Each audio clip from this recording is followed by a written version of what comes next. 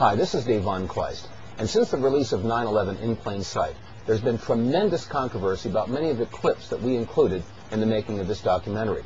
We've been accused of using Photo Workshop to create photographs and manipulating video footage to create flashes and other anomalies.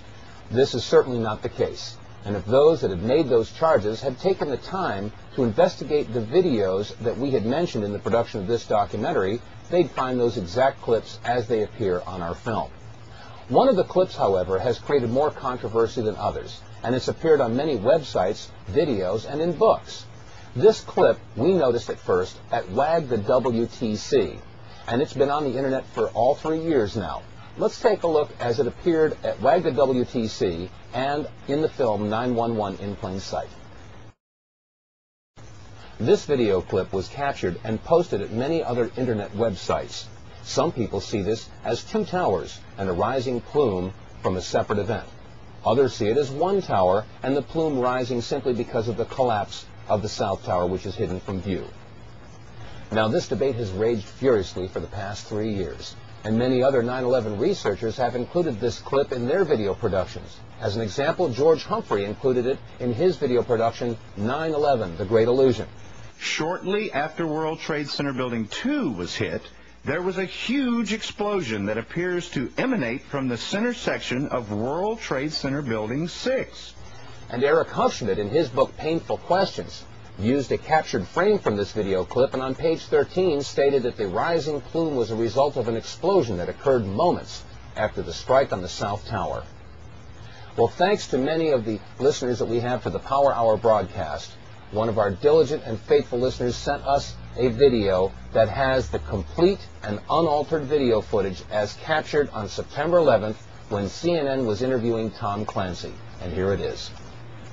You know, I said, surely you've thought about things like this. And he said, well, to the best of my knowledge, nobody in my office has looked at this, but I promise you Monday morning they will be. Presumably they've been, you know, they've considered this possibility for some time. But the big problem is a person who's willing to lose his own life in you know, voluntarily in a terrorist incident, the people like that are fairly rare. Because self-preservation is indeed the first law of nature, and you know, not too many people are willing to throw their lives away, and those who do it generally do it for religious reasons because they think there's something good waiting for on the other side of death. In a case like this, you know, that's going to lean people towards talking about, you know, Islamic fanatics, but we need to remember that, you know, Islam is a religion, and it's a religion with beliefs and not terribly different from Judaism or Christianity. And now, so there can be no mistake whatsoever, let's take a look at both clips superimposed. The WAG the WTC clip captured from the internet and the video clip provided to us by one of our faithful listeners. Until more evidence is discovered to support the contention of a separate explosion at the World Trade Center, I think it's safe to assume that this rising plume was the first of many, which were the result of the collapsing South Tower, which was hidden from view in this camera angle.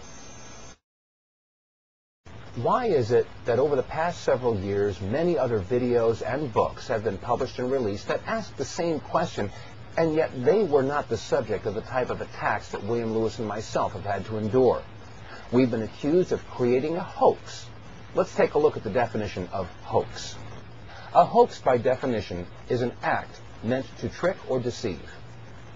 I assure you, ladies and gentlemen, there has been no intent to trick or deceive anyone in the presentation that you've seen in 9/11 in Plain Sight.